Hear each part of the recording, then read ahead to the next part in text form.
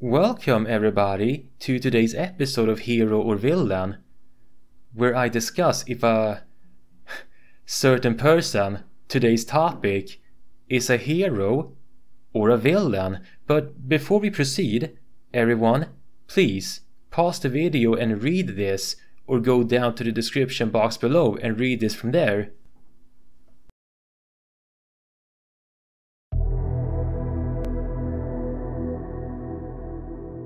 Almost every creator or creators have fans, and as fans become numerous over time, a fandom arises. In what way that fandom comes about and what they call themselves depends on the fans and what it's about. What people are being fans of varies from person to person. Some people are fans of literature, like Harry Potter, or TV series like Star Trek, or video games like Sonic the Hedgehog. But some fandoms doesn't just have to revolve around an idea, object, or fictitious heroes. Actual, living people can have fans too, like favorite sports players, or favorite actors, or favorite musicians. And being a fan of something doesn't just have to mean to watch your favorite movie or play your favorite video game. No, because sometimes, during special occasions, some people would like to get together outside and maybe meet each other face to face, like maybe at a cafe or maybe at a convention. At those conventions, some fans would like to, for example, discuss their favorite topic of interest, or maybe watch the Lord of the Ring movies together, or maybe play some card games. And if these fans are lucky enough, they may have the opportunity to meet the actual content creators or actors behind their favorite movie or video game, and receive their autograph. The host or founders behind those conventions are sometimes hosted by some of the fans in that fandom, and sometimes can be hosted by the actual content creators. It depends from fandom to fandom. As fandoms have its fans, naturally, there are going to be some fans out there who would like to give their tributes, and depending on who the fan is, the tribute could either go to the actual content creators or towards the fandom, like DeviantArt or YouTube. Why some fans or non-fans would like to spend hours upon hours making fan content is not known to me. I don't know. I do not know what drives these people. But what I do know is that a very large amount of the fan content is free. I know that fan content is free because I do realize by law it is illegal to profit off of fan content. I know. And by the way, I don't think there's anything wrong with the actual content creators protecting their IPs. I believe they have every right to do so, in my opinion. I understand. But anyways, as I was saying, when it comes to tributes, fan content, some of those fans or non-fans would like to create YouTube videos, write fanfics, draw fan art, create fan comics, create games, fan translations, create modifications for their games, and the list goes on. And in my opinion, from my point of view, the gesture of someone creating fan content and putting up on the internet for everybody to see for free seems nice and innocent. I feel that way because I get the impression that most fans create their fan content with good intentions, to give something nice in return to their favorite fandom or creator. But as great as all of this sounds, happy fans making happy fan content, there is a problem, sadly. A problem that I believe all fandoms and fan bases have to this very day. The problem is hard for me to say in one word, so here goes. since most fandoms are open for everyone around the world to partake in, there will always be a few of those unhealthy fans in that fandom that will ruin it for everybody else. But unfortunately, it is not clear to me whether those few unhealthy fans ruin it deliberately or ruin it unintentionally by accident. I don't know. And not only does unhealthy fans exist, but also unhealthy fan content. With the unlimited artistic imagination of different kinds of people all over the world, fan content will vary naturally.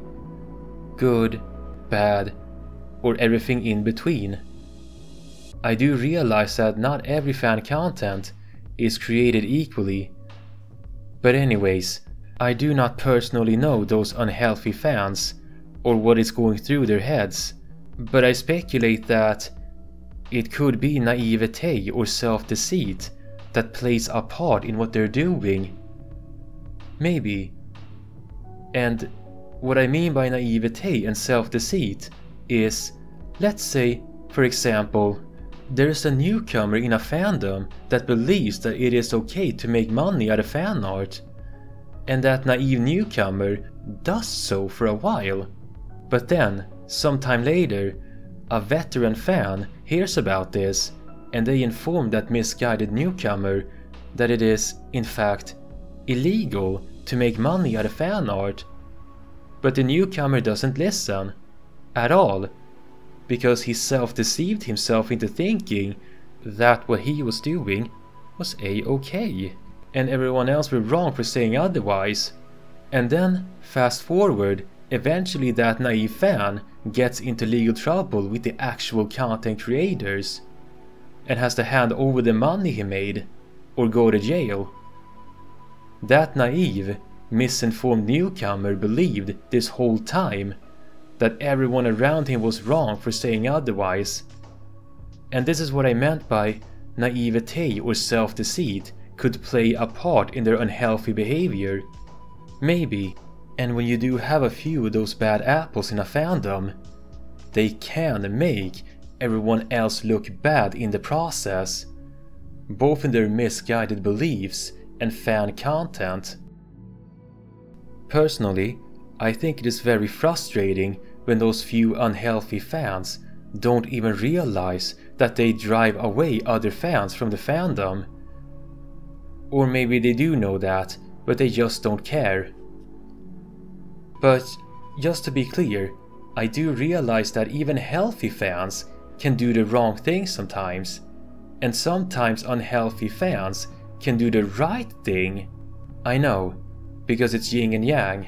Now, I am not trying to say or suggest that all healthy fans in every fandom should act like gatekeepers and push away newcomers. No, that's not what I'm trying to say. But if you would ask me for an idea on how to keep things in order, both within and without, then I suggest in my subjective opinion that every large fandom should have some sort of authority figure. So, if there is an angry fan that is causing a scene, and especially on the internet, then that authority figure should confront that person and say something to the effect of, "What happened here? What happened? Please, tell me. If you tell me what happened, then I may be able to help you resolve this issue." The gender of the authority figure doesn't matter. It could be a he or a she, but whoever this authority figure may be, they cannot be just anybody. No. They have to be well read, well articulated, know their craft, know what they are talking about, and, most importantly, knows how to talk some sense into those few fans that ruin it for everybody else. The authority figure of whatever fandom doesn't have to be an outsider, a third party. That person could be one of the original creators, if maybe. But you know what? What if I told you that a certain fandom did unofficially have an authority figure, sort of, where all of a sudden an authority figure with no relation or connection with the original creators popped up out of the blue, and he decided to talk some sense into those few unhealthy fans and give them a reality check. This young guy made himself known in late 2009 through YouTube. His method of teaching those unhealthy fans a lesson was to openly embarrass them on the internet on his YouTube show for everyone to see worldwide. In his YouTube show, he would talk about those unhealthy fans, and he would tell them what they were doing and what the problem was and how they should have addressed it. Few of those unhealthy fans he talked about in his show would listen to him, but others did not. Those who did not listen to him cried out, cyberbully, and branded him a villain. Those people he featured on his show were unhealthy fans of Sonic the Hedgehog. And this is what I would like to talk about in today's episode of Hero or Villain. I would like to talk about BlackbusterCritic, the host of the now defunct YouTube show Sonic Brainfart. I've been a viewer of the YouTuber Review Tech USA since the early 2010s. On January 3rd, 2015, I watched his video of Chan and how he or she pepper sprayed a GameStop employee. When Review Tech USA reported on that story, I was confused. I had no idea what he was talking about. I had no idea who this Chan person was or what he was about. And so I decided to look him up, and during my research I found BlackbusterCritic's Part 1 video of him. When I found his video, I shifted my focus from Chan to BlackbusterCritic, and the more I watched BlackbusterCritic's content, the more I became a fan of his, and especially a fan of his show, Sonic Brainfart. I was a young adult back then in 2015 when I found out about him. And let me tell you, BlackbusterCritic's show was entertaining while it lasted. In his show, he would talk about Sonic the Hedgehog fans that were... oh, how do I say this nicely? Talk about Sonic fans that should only be seen and not be heard. Meaning, whatever they say should only be taken with a grain of salt and not be taken seriously. But anyways, if you ask me what I think of BlackbusterCritic, then I'd say that he is a hero. Mostly anyways. I will tell you my subjective opinion on why I think he's mostly a hero fast forward in this episode. And I will also tell you my subjective complaints towards him. But first, I would like to talk about the people he featured on his show and how it ties in with all of this. BlackbusterCritic exposed Dragon 800 for stalking girls on the internet to do tap dance videos for him. Allegedly, according to BlackbusterCritic, Dragon 800 wanted girls to do tap dance videos for him so that he could take off his pants and have a good time. If you know what I'm saying. Now, considering that Dragon 800 was 18 years old back then, he could have been charged for what he did. And you know what? I don't think he has ever been charged or arrested to this very day.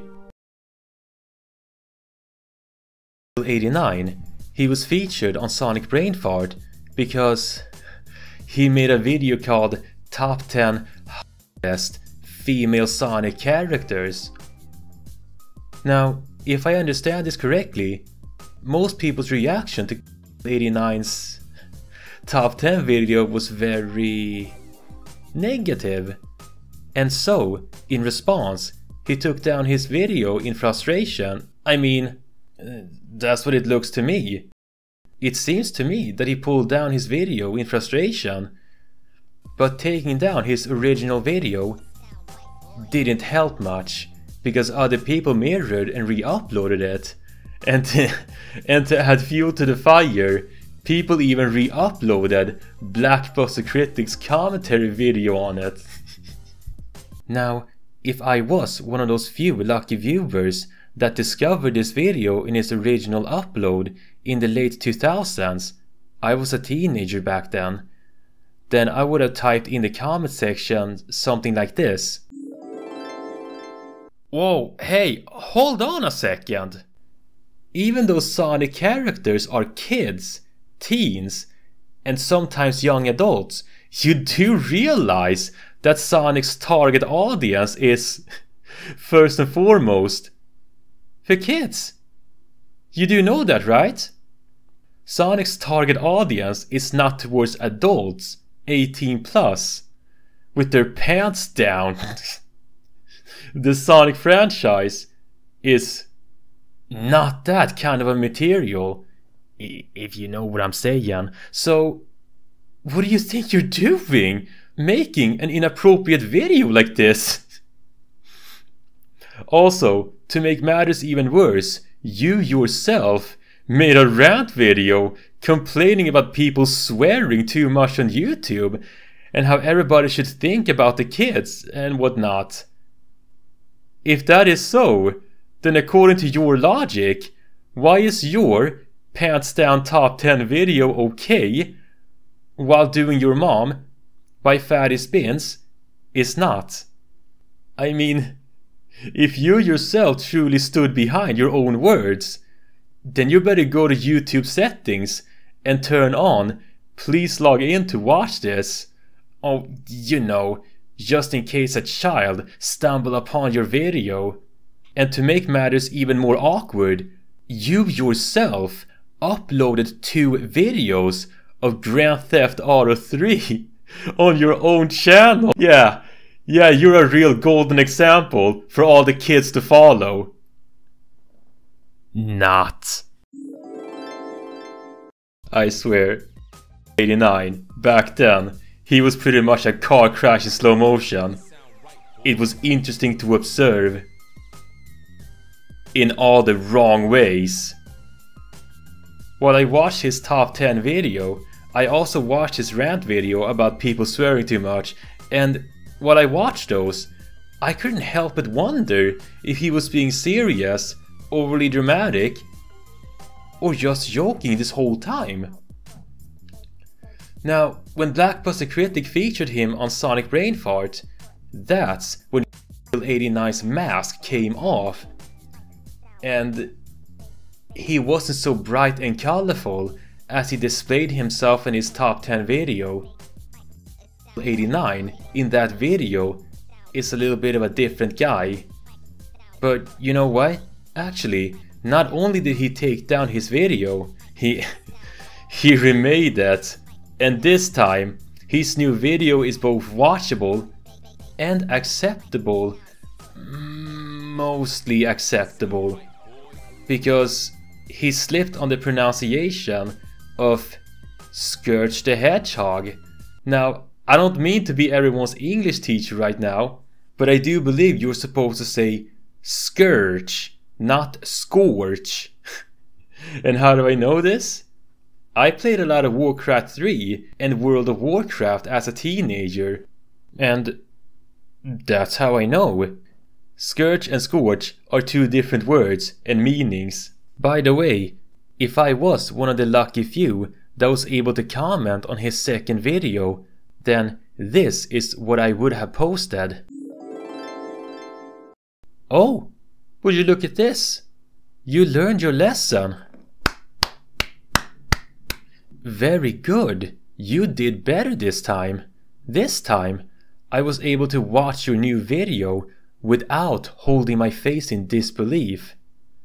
By the way, I couldn't help but notice that not only did you shuffle your list, you also removed Cosmo and Vanilla, and in their place, you added Fiona and Bunny. Now, I speculate that you removed Vanilla because some people may have called you an MF. Or maybe not. Or maybe you removed her because people may have spammed your comment section with "as tall as a human mother." I don't know why you removed her, I can only speculate. As for the case of Cosmo, I think you removed her because it would be inappropriate to call a minor attractive, right? But again, I'm just speculating. I don't know why you removed her. Also, at the end of your new video, you removed Rick Astley's cover of "Whenever You Need Somebody." But anyways, you did well this time. So, good for you, I guess. But, does this mean that you have now redeemed yourself or not? I don't know. I personally don't know you. I don't know what's going on in your personal life or with the people you interact with. I can only speculate. So, I will sign off this comment by applauding you on correcting your mistake. And I hope everything goes well for you in the future and in your personal life. Toodles! And that's it for my comment. Now, aside from his past, I don't know what 89 is doing nowadays. If he has a job, family, moved out, what have you, I don't know.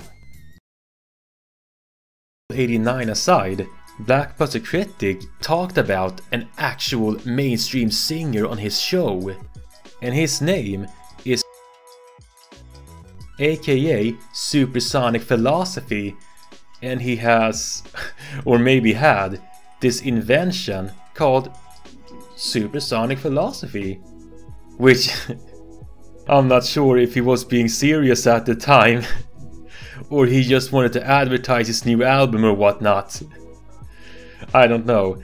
And I can't even with this guy. I can't even. Hey, Supersonic Philosophy, I'd like to give you my input if you don't mind. In my opinion, the real philosophical question a person should ask themselves should probably be, who am I? Am I a philosopher or am I an actor? And what is the difference? Can I be both? Can I have my cake and eat it too? Jokes aside, I don't know what you're up to nowadays, but I hope your musical career is going well for you. Sonic's singing apostle aside, it's not just a few Sonic fan guys that can do unhealthy things. There have been a few unhealthy fangirls too.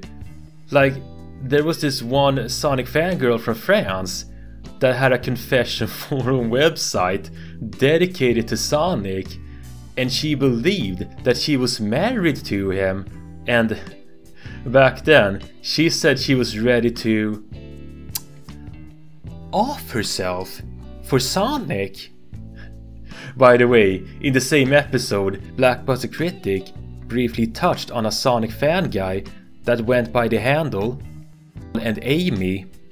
Years later, BlackbusterCritic would revisit him in the episode andAmy, Amy Rose Obsessor in prison for raping children. And one of andAmy's victims was a foster child. When he was arrested, he was 25 years old. He pleaded guilty to 14 counts of rape. Now, when it comes to what BlackbusterCritic tried to tell those people, in a nutshell, he told them, hey, think about what you're doing, and especially on the internet. What you're doing is dangerous and can get you into trouble, and maybe could put you in jail, maybe. That is my interpretation to what BlackbusterCritic tried to say. my interpretation. Now that I brought up a few examples, I will now talk about why I see BlackbusterCritic as mostly as a hero. My reasons for seeing him mostly as a hero is because he hit those unhealthy Sonic fans where it hurts. He publicly embarrassed them on the internet around the world for everybody to see and criticize on YouTube. Now, everybody, please don't get me wrong, a lot of those people made me cringe and made me dislike the franchise and fandom even more. Now, I do realize that a few bad apples do not represent the Sonic fandom or any other fandom as a whole. I know there's always going to be like one or two weird people in every fandom. I know that. Now, there was this one unrelated incident, nothing to do with Sonic Brainfart, where BlackbusterCritic had those Skype or phone calls with different people, like life in a tent. And I think it is both funny and glorious to see BlackbusterCritic come up on top like every single time. He would tell those people up front, stop spending your time on the internet and do something productive with your life. On a last unrelated incident, BlackbusterCritic got that one guy off the internet and out in the real world. I thought it was great. He told that DeviantArt user, quote, I want you to delete your DeviantArt account for you. Not for me, for you. Role-playing on DeviantArt is not gonna help you get into that culinary school. Close quote. He said something like that. Now that I am done talking about why I think BlackbusterCritic is mostly a hero, I will now tell you why I am conflicted inside.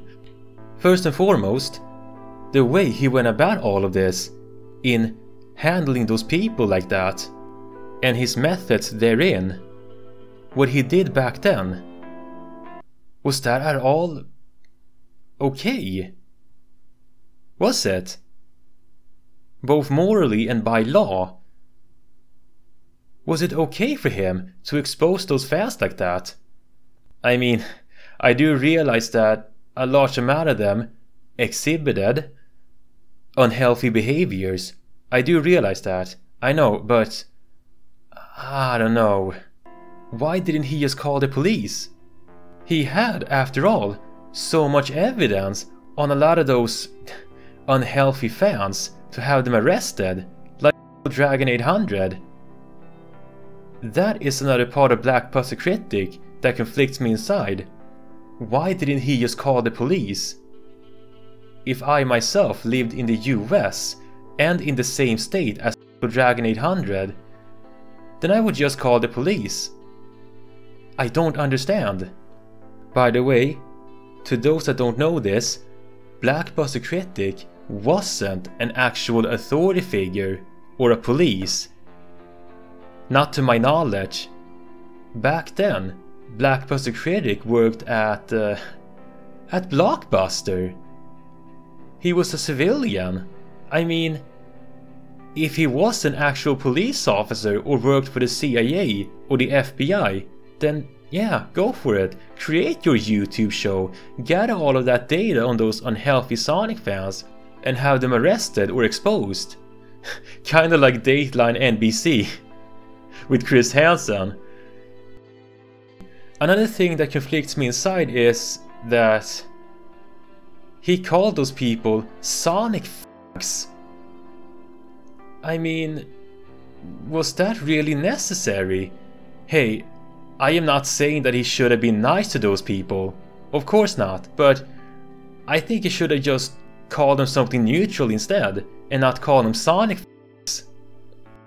One last thing that conflicts me inside about BlackbusterCritic is YouTube's new standards in the here and now. Sonic Brainfart is a show that would never be made in today's environment. Not in the here and now, because times have changed and so has YouTube. both in its standards and policies. Now that I have told you about him and brought up my arguments, now I would like to give you my overall opinion of him, of all of this, my takeaway of him as a whole, and what he is doing in the here and now. When it comes to fan tribute or tributes, most people think of fan art, fanfics, or what have you. But BlackbusterCritic's unintended tribute to the Sonic fandom is a different kind of a tribute. His show is not about him expressing his love for the franchise. No, instead, his show puts a large focus on the unhealthy side of the fandom. When I watched Sonic Brainfart, I had the impression that BlackbusterCritic did not like to see those unhealthy Sonic fans buying and defending every Sonic game they could get their hands on. He wanted to snap those kinds of fans back to reality. My takeaway from what he tried to tell everybody was, being a true Sonic fan should not mean buy everything on site and defend it to the very end. No, being a true Sonic fan should mean buy the Sonic games that are genuinely good. And that is what I think BlackbusterCritic tried to say. And I don't mean to be an armchair psychologist or psychiatrist, but when I analyzed those unhealthy fans that he featured, it seems to me that they were driven by good intentions. You know, when I talked about self-deceit and naivete in the beginning. Those fans may have naively believed that they were doing something good, but in reality, they didn't. And when BlackbusterCritic heard about those people, he decided to wake them up from their walking and talking dreamlike state, if you will. And a lot of those people did not respond well to it, because it looks like they want to be prisoners to their own creations, to live in a dreamlike state. That's what it looks to me. BlackbusterCritic, he tried to wake them up and make them aware of what they're saying and doing. He tried, and I do believe that he succeeded in what he tried to do. Not only to try to wake a lot of those people up and be responsible for their actions, but also to bring awareness to other unrelated people who are not so knowledgeable of the Sonic fandom or video games. BlackbusterCritic, he tried to get to the root of this, the fandom tree if you will, and try to solve it. I personally believe that if you want to have a healthy fandom tree, then you have to know what the root problem is and how to tackle it. And I think BlackbusterCritic did find the root problem of why the Sonic fandom isn't seen in the most positive light by other people and fandoms. By the way, I have something to say about BlackbusterCritic's style of humor. When I watched his videos for the first time as a young adult, I used to think his videos were very funny, but nowadays I think his humor is just okay, I guess. Sadly, I am not so young anymore. I enjoyed his humor while it lasted. If I was a late teen or young adult, then I probably would have enjoyed his content very much. I would have. If I remember correctly to what I used to think was funny about him from back then, it was the segments of when he got angry and the parts where he tried to set an example of those unhealthy fans. You know, when he says, "Do you see this? This amount of tree?" And lastly, I used to laugh at the parts where he tried to wake those people back to reality when he reflected back their unhealthy actions to them. Now, my critiques about him aside, I must admit that, in my opinion, his videos are very well made by late 2000s and early 2010 standards. I think they're very well made. The editing, the recording, how he presents himself, how he got his point across. He's good. He's very good. By the way, though BlackbusterCritic did produce a fair amount of Sonic Brainfart videos, I was taken back by the fact that he never covered Spax 3 and classic Sonic fan. When I found out about Sonic Brainfart, I thought for sure that he had made an episode on those two, but no, he didn't. Speaking of the past, do you remember when I said Sonic Brainfart would not be made in today's environment? Yeah? Because, sadly, BlackbusterCritic's style of humor is a product of its time, a product of old YouTube and its shows from back then in the 2000s and early 2010s. Like the Nostalgia Critic, Angry Video Game Nerd, Equals 3 and the Wine Cone, Mr. Medicare and so many more. If those shows or people came around in the mid-2010s or in the here and now, then their style of humor would not be allowed to flourish, because YouTube, sadly, has become so PC over the years, which a lot of my listeners most likely knows already. Yeah, but what you're allowed to say on YouTube in the here and now doesn't compare to what you could say back in the 2000s. So even if BlackbusterCritic did bring back Sonic Brainfart, it probably would not be the same, or would not be perceived with the same mindset from the past. And because Sonic Brainfart 2, if you will, would have a new audience, a new generation with a new mentality, they probably wouldn't be laughing. They probably would cry out cyberbully on him. But just to be clear here, even if people do call BlackbusterCritic a cyberbully, I will disregard those statements as baseless accusations, because I never met the man in my life. I don't know him personally. I will not judge him based on what someone else said, because, you see, I have this rule: before I judge someone on the internet, I have to talk to them before I make my judgment. Meaning, I will not judge BlackbusterCritic just because some people called him bias or cyberbully. If those people want to convince me, then they have to have proper evidence to back up those claims. In my opinion, I perceive BlackbusterCritic almost in the same way I perceive Mr. Medicare. I see BlackbusterCritic as a heroic trickster. A heroic trickster that wanted to break the cycle. Break the Sonic cycle, that is. Another perception that I have of BlackbusterCritic is that his actions are that of social justice. A bit like Robin Hood, but just to be clear, I don't mean that BlackbusterCritic is an SJW. No, that's not what I'm trying to say.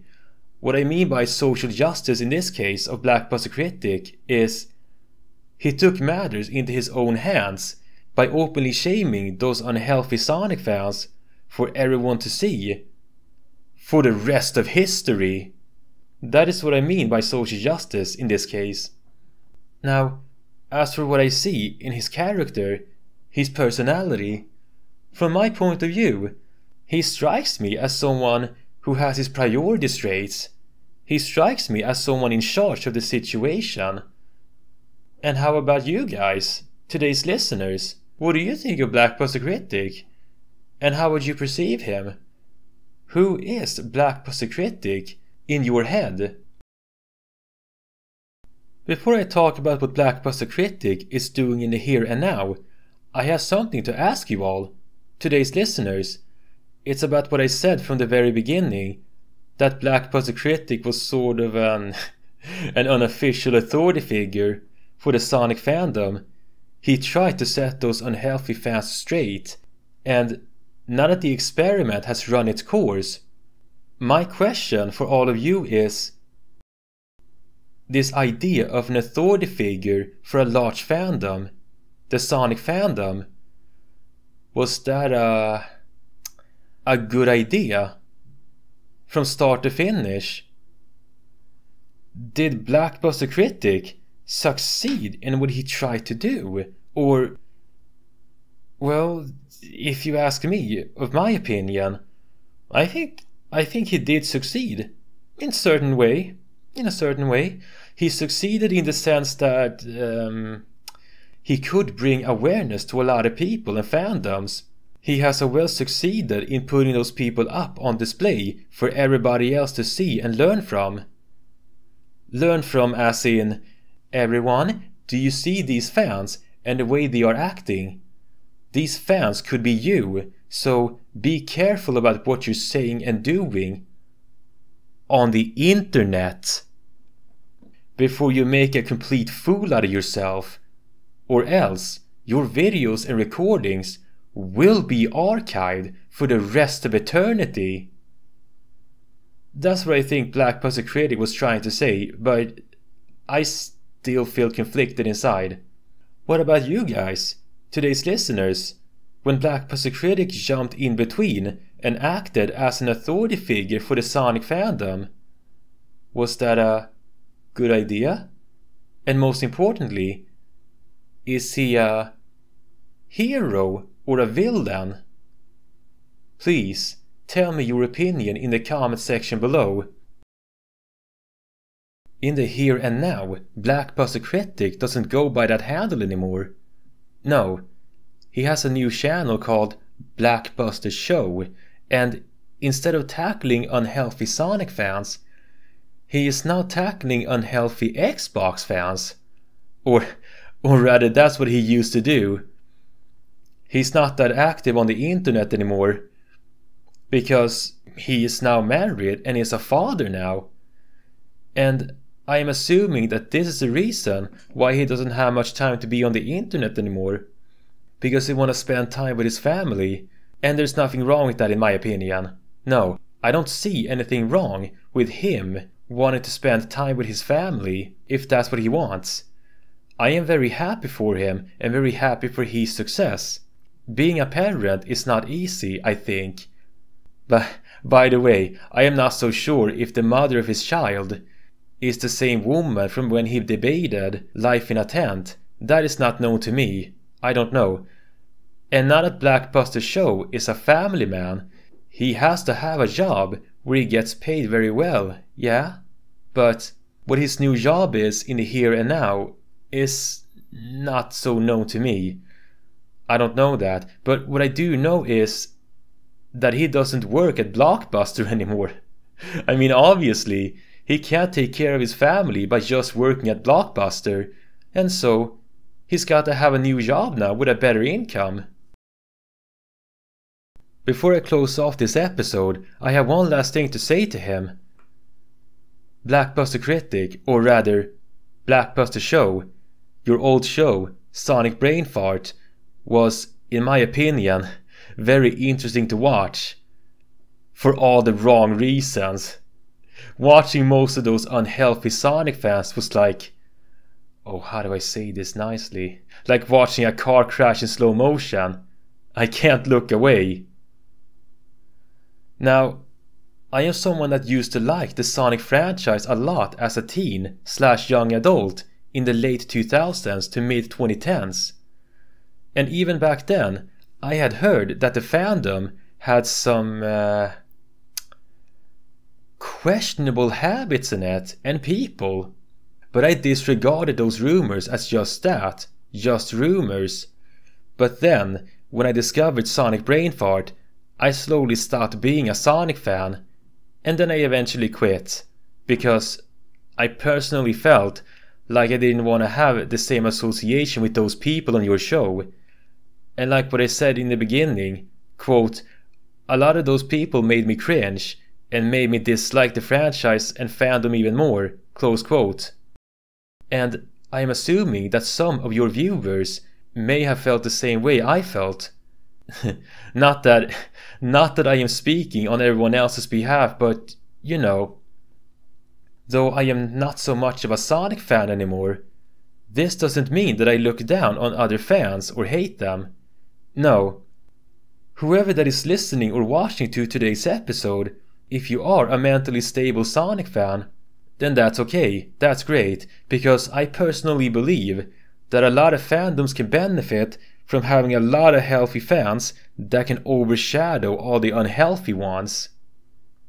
By the way, I am speculating that this is why a lot of good Sonic fans and newcomers leave the fandom, because they probably do not wish to be perceived as an unhealthy fan. That could be one scenario of why some people don't want to be part of the Sonic fandom, because of a few bad apples.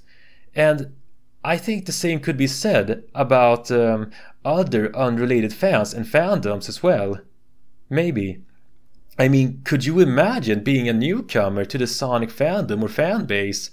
Everything is fine at first, but then somehow that new fan heard about Chan, Dragon 800, or andAmy, and then that relatively new fan is all like, no, you know what? Never mind, I'm not much of a fan anymore.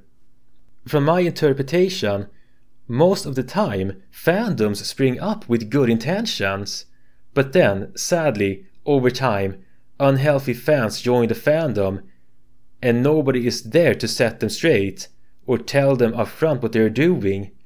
And it's not helping that the franchise doesn't produce quality controlled games anymore.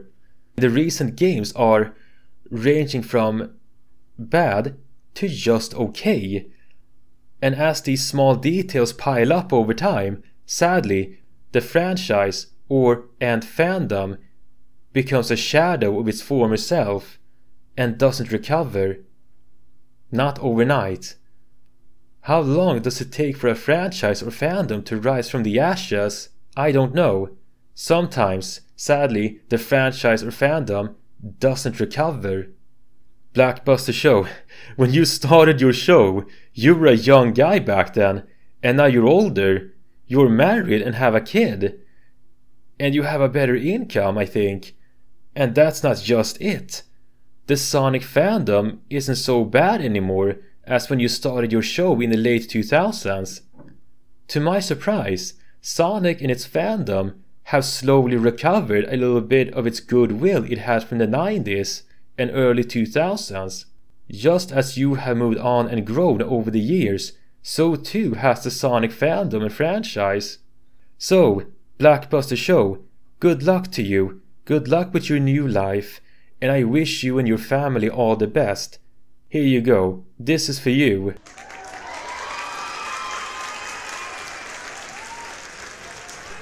And now, curtains.